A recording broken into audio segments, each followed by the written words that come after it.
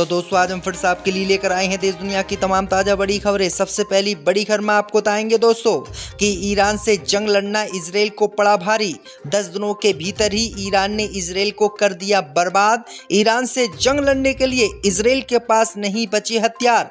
Iran से जंग में इजराइल की होगी बहुत बड़ी हार। नेतन्याहू की उड़ गई है नींद।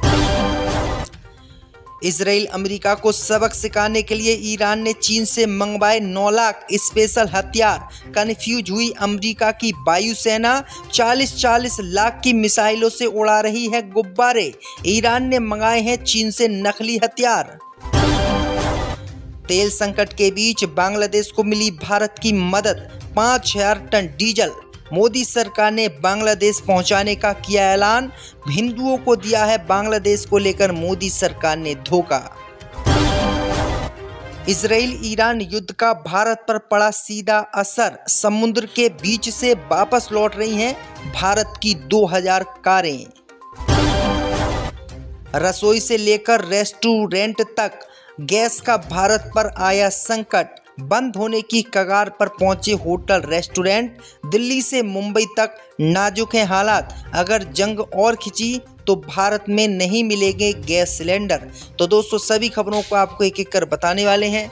वीडियो को लाइक कर चैनल को सब्सक्राइब कर दें। इसी बीच बढ़ते दोस्तों अगली खबर की ओर। तो ईरान से लड़ते हुए इजराइल का निकल गया दम। हथियारों की कंगाली से हारेगा जंग।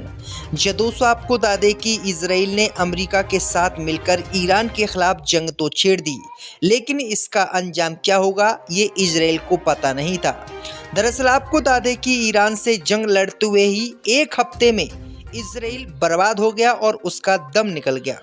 दरअसल आपको बता दें कि अमेरिका के विदेश विभाग ने एक बयान जारी करके बताया है कि ईरान से जंग लड़ने के लिए इजराइल और अमेरिका के पास एक हफ्ते के लिए भी हथियार नहीं बचे हैं।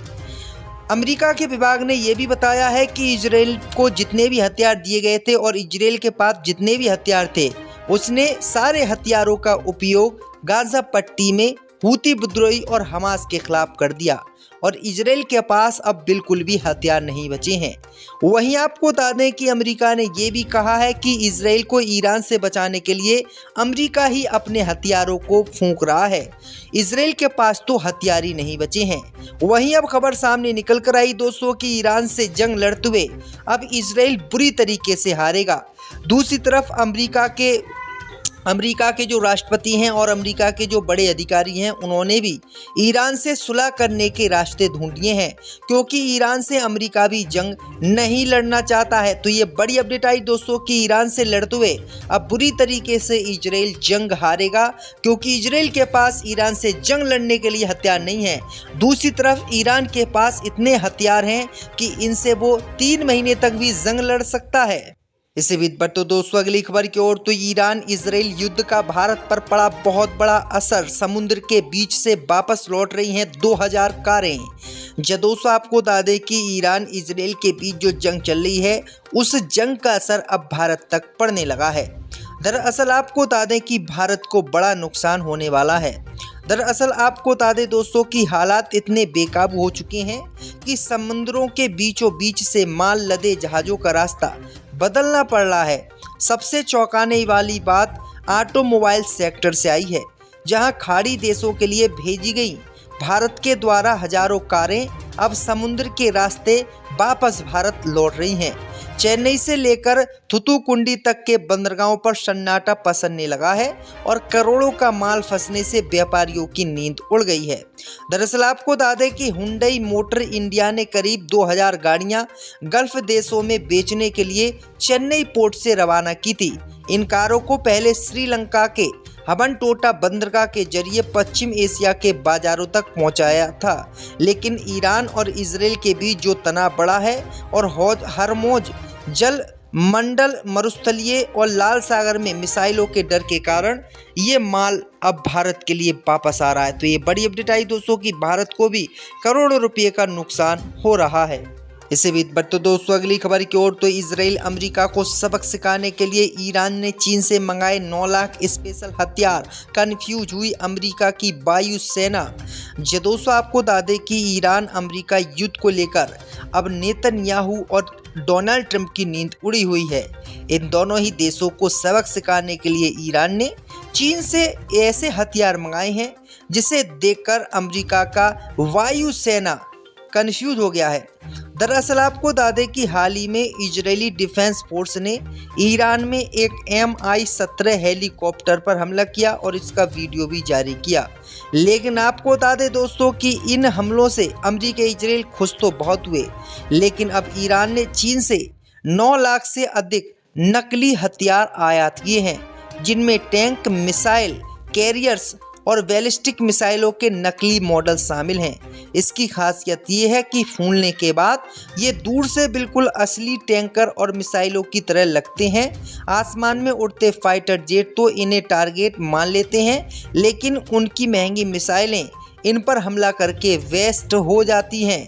तो ये बड़ी अपडेट आ रही दोस्तों कि चीन से नकली फाइटर जेट, नकली हर चीज़ नकली जो है इन्होंने मंगाई है ईरान वालों ने, और इन्हीं पर बमबारी इजराइल अमेरिका कर रहे हैं और इनके हथियार वेस्ट हो रहे हैं। तो ये बड़ी अपडेट आ रही है, बड़ा झटका इन दोनों ही देशों को लग रहा है और ईरान इनको खूब बेवकूफ़ बना रहा है और अपने असली हथियार छुपाए हुए है।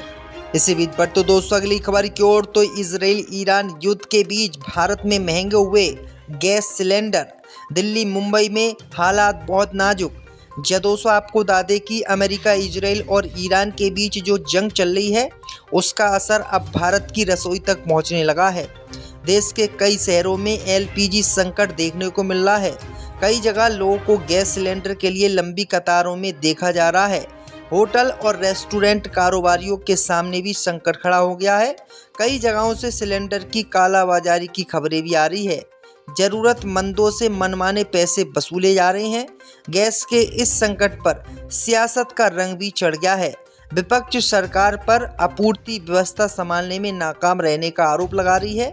वहीं सरकार का कहना है कि वैश्विक हालात का असर अस्थायी है, जल्दी स्थिति सामान्य हो जाएगी।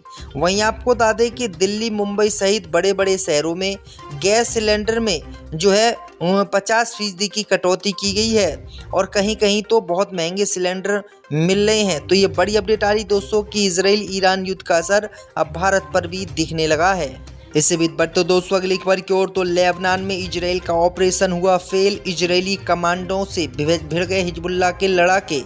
दोस्तों आपको बता दें कि पूर्वी लेबनान में इजराइल की स्पेशल फोर्स के एक सैन्य ऑपरेशन में कम से कम 41 लोगों की मौत हो गई है, जबकि 40 अन्य लोग घायल हो गए हैं। लेबनान के स्वास्थ्य मंत्रालय के अनुसार ये कार्रवाई बेका घाटी के नवी सीत कस्बे में की गई है। रिपोर्ट के मुताबिक इजरायली कमांडो ऑपरेशन का मकसद 1986 से लापता इजरायली वायुसेना के अधिकारी रॉन अराद के अवशेषों का पता लगाना था। ये कार्रवाई रात के समय की गई, जिसमें हवाई हमलों के साथ साथ जमीनी स्तर पर भी मुठभेड़ हुई है। हमलों के बाद इलाकों में कई इमारतें क्षतिग्रस्त हो गई हैं, छतें उड़ गई हैं और ज़मीन पर बड़े बड़े गड्ढे बन गए हैं। स्थानीय निवासियों ने बताया है कि धमाकों की आवाज़ इतनी तेज थी कि किसी फिल्म का दृश्य हो। बाद में लोगों को पता चला कि इलाकों में कमांडो ऑपरेशन चल रहा है। वहीं आपको बता दें कि किस तरीके से लेबनान को इजराइल अब बर्बाद करने तुल गया है। इसी बीच बढ़ तो दोस्तों अगली खबर की ओर, तो तेल संकट के बीच बांग्लादेश को मिली भारत की मदद। 5000 टन डीजल पहुंचाया। मोदी सरकार ने ढाका हिंदुओं के साथ दुर्व्यवहार। दोस्तों आपको बता दें कि थोड़े दिन पहले बांग्लादेश में हिंदुओं के साथ हो रहे अत्याचार को लेकर हिंदूवादी संगठन और मोदी सरकार सख्त थी। इसको लेकर काफ़ी विरोध प्रदर्शन भी हुए थे और ढाका के ऊपर काफ़ी कार्रवाई की बात मोदी सरकार ने कही थी। लेकिन आपको बता दें कि अब इसी मोदी सरकार ने उन हिंदुओं को बड़ा धोखा दिया है जो लगातार बांग्लादेश में हिंदुओं के खिलाफ हो रहे अत्याचार पर आवाज़ उठा रहे थे और मोदी सरकार को हिंदूवादी सरकार बता रहे थे। अब इसी मोदी सरकार ने अमेरिका, इजराइल और ईरान के बीच जो जंग चल रही है, इसी जंग के चलते कई देशों में ईंधन का संकट छाने लगा है। इस बीच मोदी सरकार ने बांग्लादेश को 55,000 टन डीजल की आपूर्ति करने का फैसला लिया है। यानी मोदी सरकार अब 5,000 लीटर डीजल और पेट्रोल बांग्लादेश को पहुंचाएगी। वहीं आपको बता दें कि दोस्तों कि किस तरीके से मोदी सरकार खुले तौर पर हिंदुओं को सिर्फ दिखाकर ठेंगा दिखाकर किस तरीके से बांग्लादेश की मदद कर रही है, जबकि बांग्लादेश की मदद तो मोदी सरकार को करनी ही नहीं चाहिए थी। तो ये बड़ी अपडेट आ रही है दोस्तों कि किस तरीके से मोदी सरकार हिंदुओं को बेवकूफ़ बना रही है।